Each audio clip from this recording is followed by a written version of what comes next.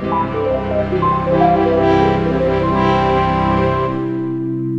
Chord Whisperer. Yes. The next one is pop music, but Pop. Okay, well that was an interesting one. I worked with this girl years ago, about 20 years ago, and she'd written some pop songs, and she wanted them recorded.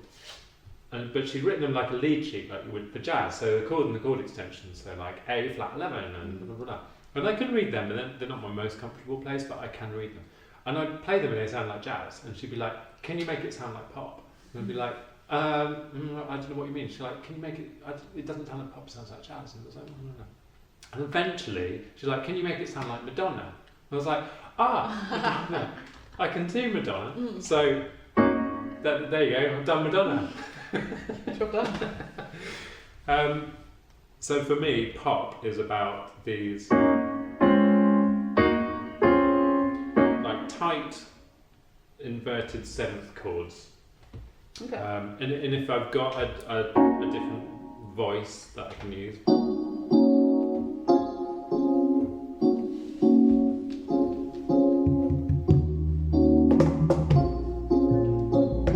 Okay, a little bit too much of a groove for pop. Yeah. But Madonna gave me that kind of like, oh, okay, so if I play a Madonna song, that's pop.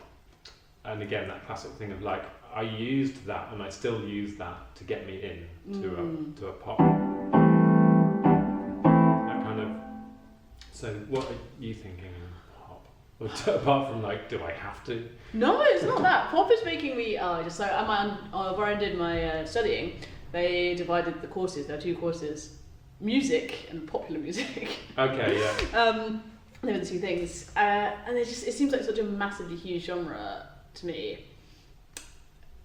That I think, you might have done it yourself. As classical musicians, we have an idea about pop, which often is very snobby. Very derogatory. Yeah. So I think maybe just as we do with rock, we should be a little bit more specific.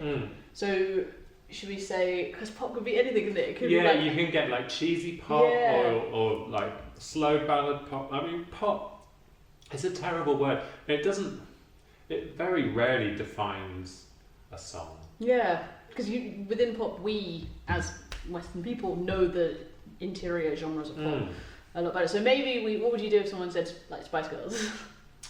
I'd try desperately to think of a Spice Girls song. If you want to be my lover. Yeah. And then I'd think, okay, I haven't got time to assimilate all that, so I'm just going to play. It's given me a rhythm, and like fairly straightforward, and I'm going to play more of these.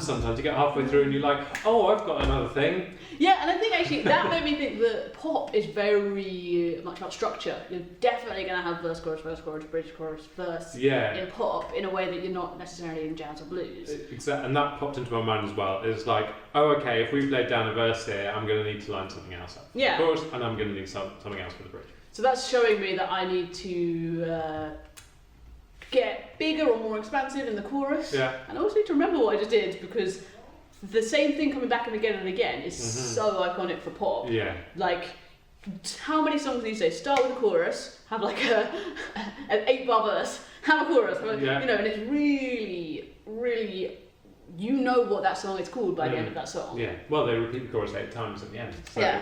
And the tagline is the chorus name. And that's the that's all you need. So we know it's going to be really, pop is groups of 4 bars. It's 16 bars, chorus is 8 bars, or 16 bars. It's all very, like, you're not going to get a 7-8 bar in the middle of a pop song. Yeah, no, absolutely not. And then you're probably going to have a little 4-bar turnaround before we go back into the verse. Which makes it almost sound like pop is really easy to improvise. It just means that there's really strict structural rules, and it has to be quite tidy. I guess pop music is almost kind of more like classical music in the sense of like Mozart. It's like very formulaic, it's very within this box, these things happen. Yeah, you can't get too adventurous, you're not going to go outside your 1s, 4s, 5s and maybe a relative minor and a 6 or something. Steady. There's going to be 5 1s at the end. And from a music theory, geeky music theory point of view, rock and pop, like rock is going to do a 4 1 at the end. And pop's going to do a 5 1. And it's that lift, that slightly happier sound of pop over the slightly harder edge of rock. So again, that's the kind of sprinkling if you have time to think of that. So if I'm playing... 5-1, I know, but if I want to go into rock and I've started a bit happy, then I can put a different chord at the end and it'll just give it an edge. And also, pop is supposed to be catchy.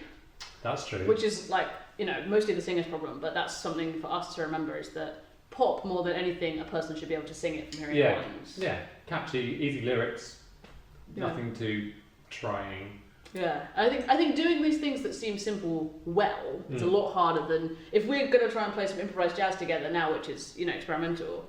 We can probably get away with doing it, in a less thought out way, and it sounds closer to that genre than us attempting to improvise. Yeah, it's true. A really cheerful bubblegum pop song together. And speaking to that, like separation of classical music and popular music, it's like it does annoy me quite a lot.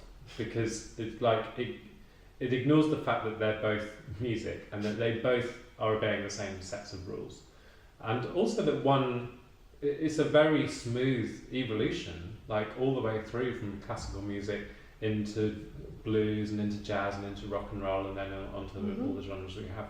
Like there's no point at which it stops. But I had exactly the same frustration at uni, that there's this sort of sense that classical music stopped because it became modern classical music and so contemporary and experimental, like 12-tone serialism and abstract music. And then sort of we've allowed minimalism to sort of tag on to the end and be like, well, that's still classical, we're going to have that's ours. And sort of some experimental electronic music is still seen as classical. But that really annoys me because the whole film score and game score genre is the classical genre, and it's been revisited and reworked, and there's new innovations in there, and it's embraced electronic music, and it's evolved to something that people couldn't have even imagined like 60 years ago, which is the point of music evolving. But also that like out of those same rules and those same instruments and stuff came jazz and came rock, and it's music. It's music. And I dare say when the sort of Viennese waltz was invented, people were like, well, that's not classical music. That's rubbish. People dancing. But you don't dance in classical music. Or, anytime something new comes along and shakes up the old. Yeah, people don't like it. Yeah. You're right, this whole video is redundant. Let's it is. There's no difference between any genre. There's no genre. Just do that. Just play a fifth. Play a fifth, you're away. Done. Okay. The chord.